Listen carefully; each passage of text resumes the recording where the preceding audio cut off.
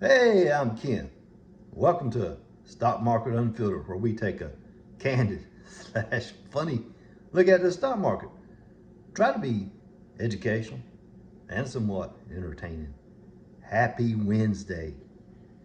I had the Fed meeting yesterday and today.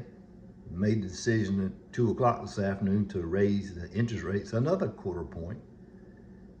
And they made a comment about, so far as future rate hikes were concerned, it was going to be data dependent, which the stock market liked.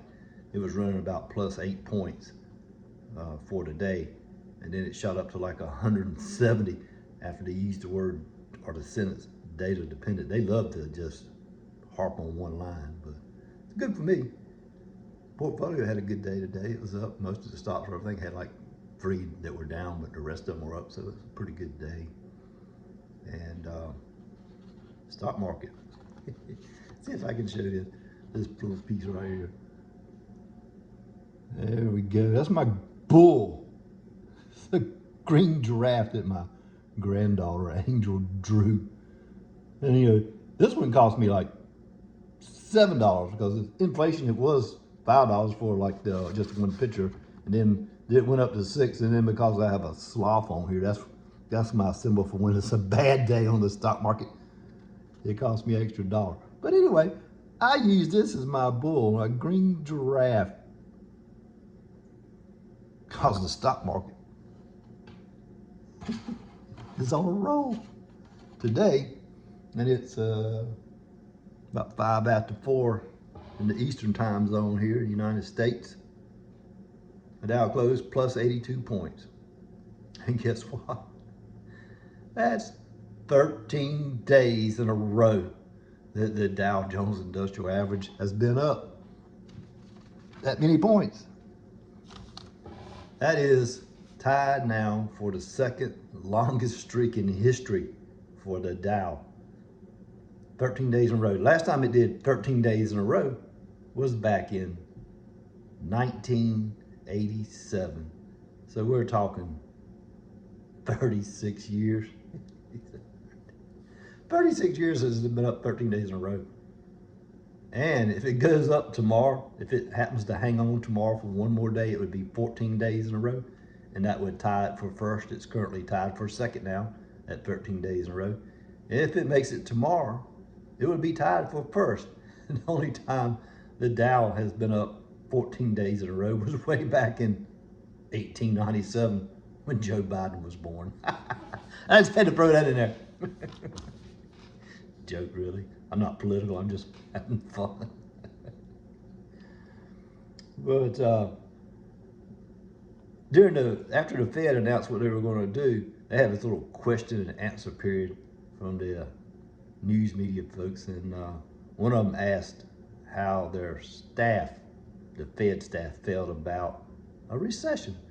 So we talked about this many times about, is there going to be a recession in the stock market? And those who said, yeah, we're going to have one in the first of the year, now I've all had to come on there and say, my bad, I got it wrong. These people, it's all an opinion. Just like when I say something, if I like something, it's my opinion. So don't take what these analysts, you look at it for yourself. History says we should be in a recession, but we're not. History tends to repeat itself, but sometimes it can change. But regardless of that, the Fed team feels like we're not going to have a recession this year, maybe a soft baby recession next year. So I can't wait now for the analysts to come on, and now that Fed staff members, these are members of the Fed meetings, they're not necessarily the Fed chairman, but their staff, their general feeling is we're not going to have a recession because things are not too bad. So we will see. And I just think it's funny. That's why I had my little green giraffe up there. Stop. The Dow, not the stock. Well, I always say the stock market. When I say the Dow, you know I know about the Dow 30. And it would have been up a lot more than that, except Microsoft was down $13. Microsoft is in the Dow, which is a price-weighted index. And as I've talked about before, for every dollar a stock goes up or down, it contributes 6.5 points in favor of the Dow or minus 6.5 points. So let's just call it down $10. That's easy to extrapolate. 6 times $10 is 60, and a half of 10 is 5. So that Microsoft, even though it's down 13, so it's about 18 more points, but it contributed about 80 points to the bad. Minus 80 is what Microsoft contributed to the Dow. It was plus 82. So if Microsoft had just stayed flat, the Dow would have been up 162. And why was Microsoft down so much? It was actually down, it closed at, let's see, $338. It was down $13.06 for today. They had earnings last night, and so did Snap and Google and Texas Instruments. Texas Instruments and Microsoft and Snap all crashed, while Google went the other way. And we've talked about this before on earnings report. Microsoft actually beat earnings report. Revenues beat, earnings per share beat. But guess what? Their guidance was a little softer than what the analysts wanted to see. And we talked about, you can have a good earnings report, beat the revenues, beat earnings per share, and have a not so great outlook, and the stock go down, even though it had a good earnings report. Here's a perfect example of that today or last night. And it wound up being down, like I said, $13 today. But on the other hand, Google also beat their earnings per share, and they beat their revenues, and they kept their guidance intact. And Google today was up real nice. I have to get you the price. It actually went up today, because I don't have that right with, but I know it was up like $7 or $8 or $6, but I can tell you what it was up here in just a second. And let's see, Google. All right, there we go. Just trying to be.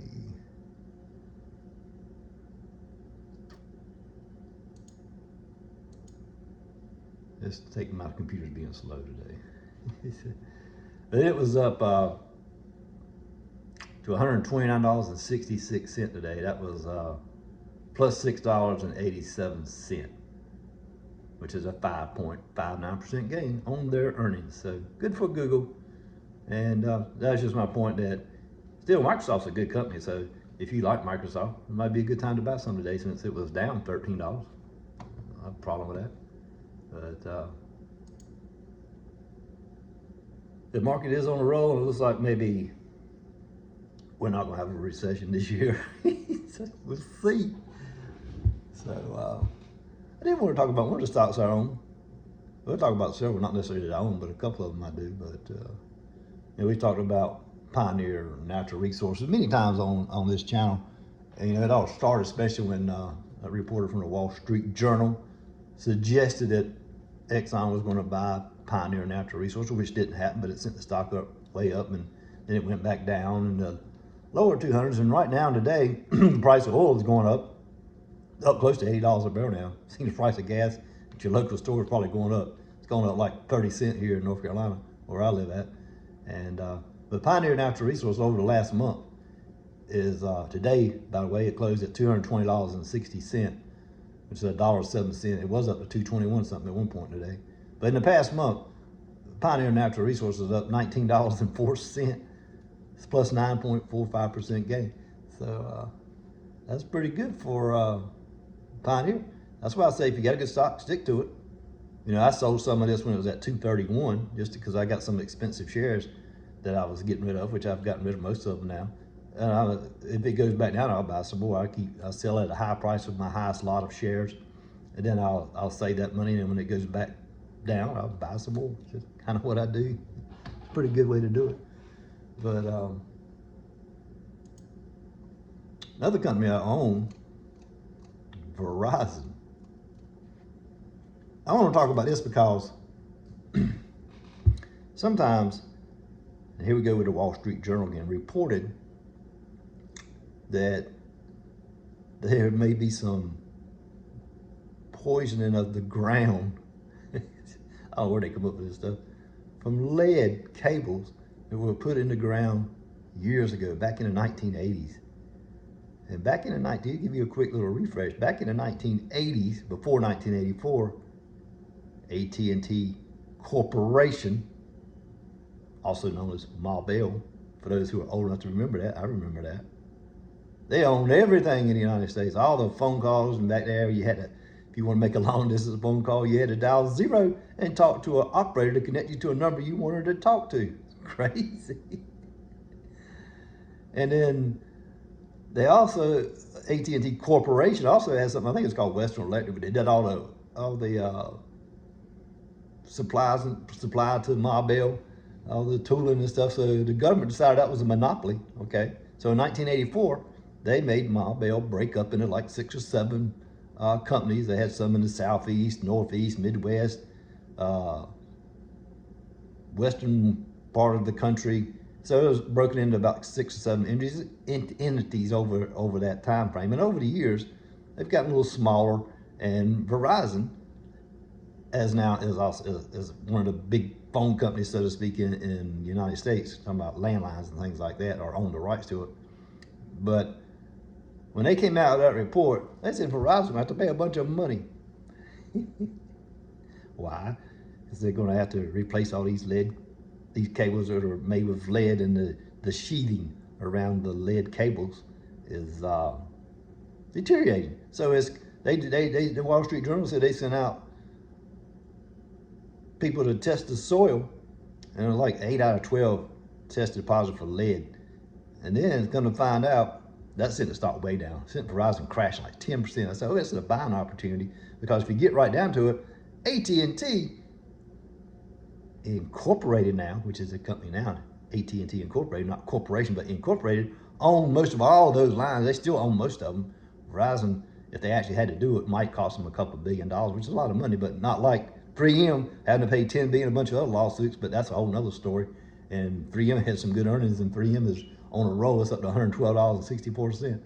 So yeah, that's good, I guess, if you own 3M. I thought about buying some of that around 100, but I just didn't like all the headwinds with the lawsuits and stuff. But it might have been a good time for me to buy it, since if I had borrowed it at 100, I'd be plus $12. But hindsight's better than foresight.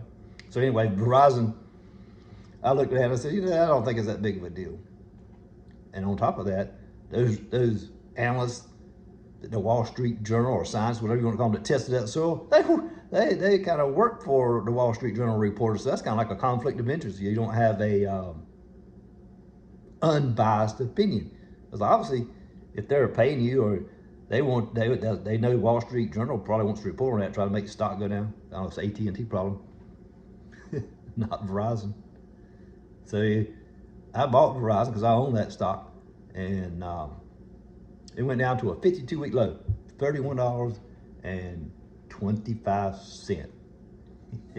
Yeah. So you know what I did? Yeah, I bought more because it's a Black Friday sale. That's what that was. Because I thought, again, this would be my opinion, that stock, based on the news, was down unnecessarily. And if I said before, if you feel like you have a good stock, you've done your research, it's got cash flow and things like that, it's maybe a good time to buy it. So I did, and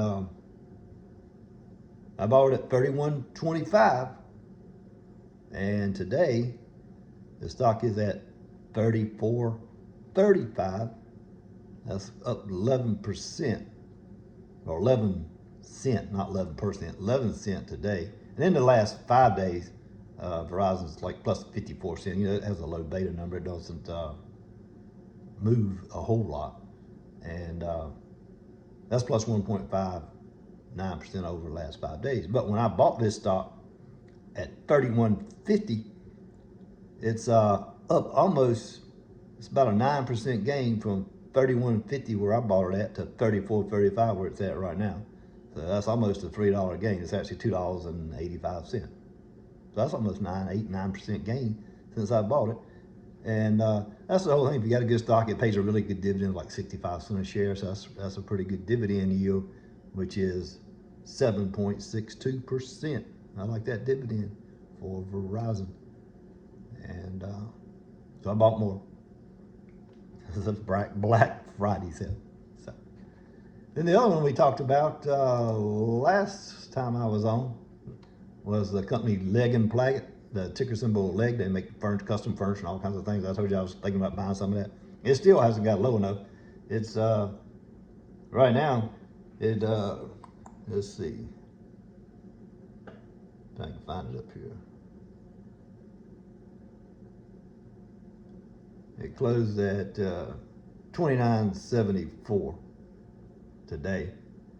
And after hours, it's $29.97. I'd like for it to get around $29 or $29.25 before I buy a leg. And then so we talked about the flying taxis, the EV stocks, the electrical vertical takeoff and landing vehicles, Archer, EVX, and Joby. Since then, most Archer, which is ACHR, has kind of been holding its own. Ticker symbol EVEX, and then ticker symbol Joby, JOBY, have been kind of down. Joby's at $8.01. So it was at over $10 when we talked about it. So we'll see how it plays out. Keep watching it. So I just wanted to come on and give a quick recap and talk about a few things right quick. This is one of the busiest weeks for the S&P 500 for earnings. We are in earnings season now since we're into July. So usually earnings season is 2 months, and you have a break, and then another 2 months. They report quarter after quarter. So we'll be in earnings seasons from now through middle of August probably.